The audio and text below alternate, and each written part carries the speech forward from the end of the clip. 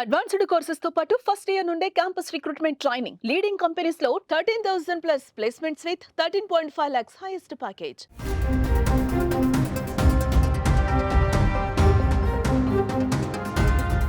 రాష్ట్ర రాజధాని హైదరాబాద్ లో రోజు రోజుకు దారుణాలు పెరిగిపోతున్నాయి.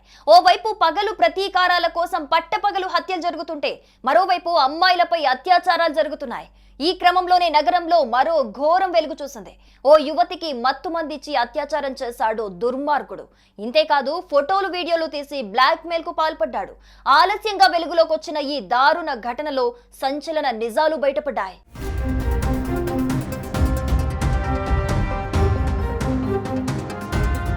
బంజారాహిల్స్ రోడ్ నెంబర్ 7 లో నివాసం ఉంటున్న మహేంద్ర వర్ధన్ అనే యువకుడికి గతంలో ఫేస్బుక్ లో ఓ అమ్మాయి పరిచయం అయింది. ఈ పరిచయంలోనే మహేంద్ర వర్ధన్ తాను ఉస్మానియా యూనివర్సిటీ స్టూడెంట్ అని చెప్పుకున్నాడు.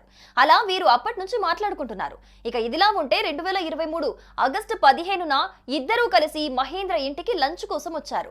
ఇదే సమయాన్ని ఆసరాగా చేసుకున్న మహేంద్ర వర్ధన్ ఎవరూ ఊహించని దారుణానికి ఒడిగట్టాడు. ఆ అమ్మాయికి మత్తు మందిచ్చి ఆపై లైంగిక దాడికి పాల్పడ్డాడు.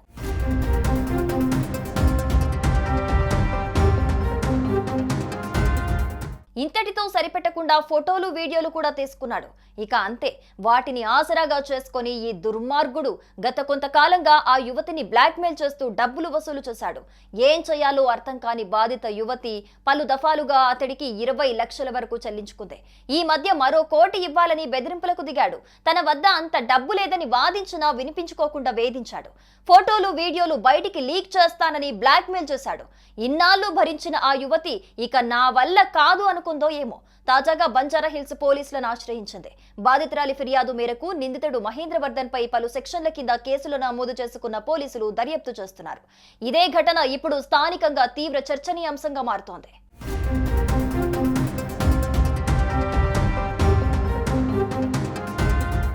సుమన్ టీవీలో మీ పర్సనల్ అండ్ బిజినెస్ ప్రమోషన్స్ కోసం కింది నెంబర్కి కాంటాక్ట్ చేయండి.